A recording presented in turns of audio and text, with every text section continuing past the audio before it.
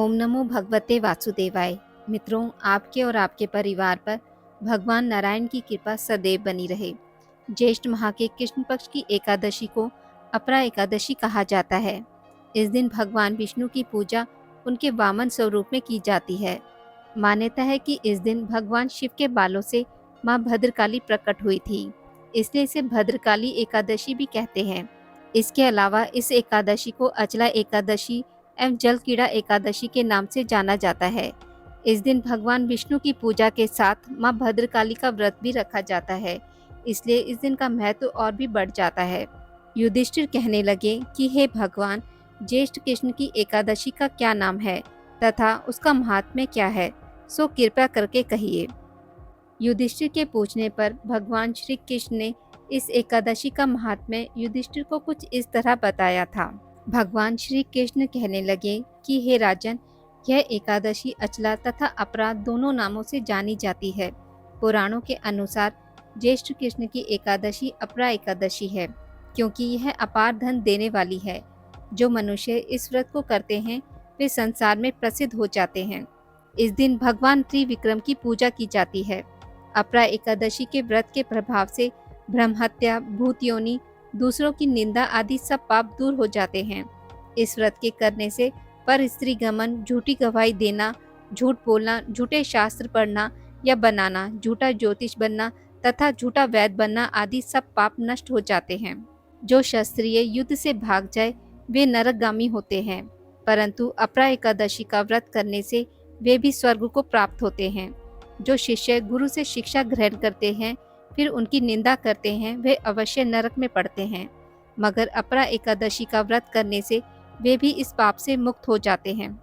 जो फल तीनों पुष्कर में कार्तिक पूर्णिमा को स्नान करने से या गंगा तट पर पितरों को पिंडदान करने से प्राप्त होता है, वही अपरा एकादशी का व्रत करने से प्राप्त होता है। मकर के सूर्य में, प्रयागराज के स्नान में, शिवरात्रि का व्रत करने से, सिंह राशि के बृहस्पति में, गोमती नदी के स्नान से, कुंभ में केदारनाथ के दर्शन या बद्रीनाथ के दर्शन, सूर्य ग्रहण में कुरुक्षेत्र के स्नान से, स्वर्णदान करने से अथवा अर्ध प्रसूता गोदान से जो फल मिलता है वही फल अपरा एकादशी के व्रत करने से मिलता है। यह व्रत पाप रूपी वृक्ष को काटने के लिए कुल्हाड़ी है, पाप रूपी ईंधन को जलाने के लिए अग्नि, पाप रूपी अहंकार को मिटाने के लिए सूर्य के समान, मृगों को मारने के लिए सिंह के समान। अतः मनुष्य को पाप से डरते हुए इस व्रत को अवश्य करना चाहिए। अपरा एकादशी का व्रत तथा भगवान का पूजन करने से मनुष्य सब पापों से छूटकर विष्णु लोक को जाता है। इसकी प्रचलित कथा के अनुसार प्राचीन काल में महिध्वज नामक एक धर्मात्मा राजा था। उसका छोटा भाई वज्रध्वज बड़ा ही क्रूर, अधर्मी तथा अन्यायी था। वह अपने बड़े भाई से द्वेष रखता था।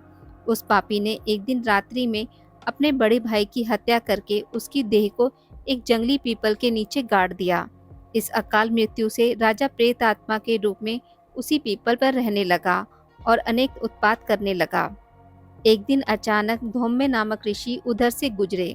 उन्होंने प्रेत को देखा और अपने तपोबल से उसके अतीत को जान लिया। अपने तपोबल से प्रेत उत्पात का कारण समझ लिया। ऋषि ने प्रसन्न होकर उस प्रेत को पीपल के पेड़ से उतारा तथा परलोक विद्या का उपदेश दिया।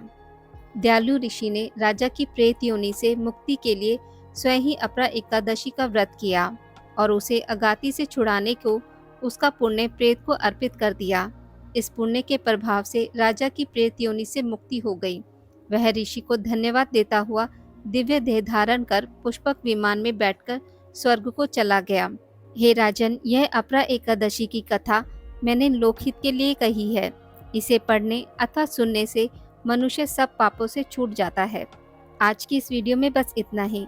मित्रों, अगर आपको मेरी वीडियोस पसंद आती हैं तो इसे लाइक और शेयर ज़रूर करें और पूजा पाठ से जुड़ी जानकारी के लिए मेरे चैनल को सब्सक्राइब करना ना भूलें। धन्यवाद।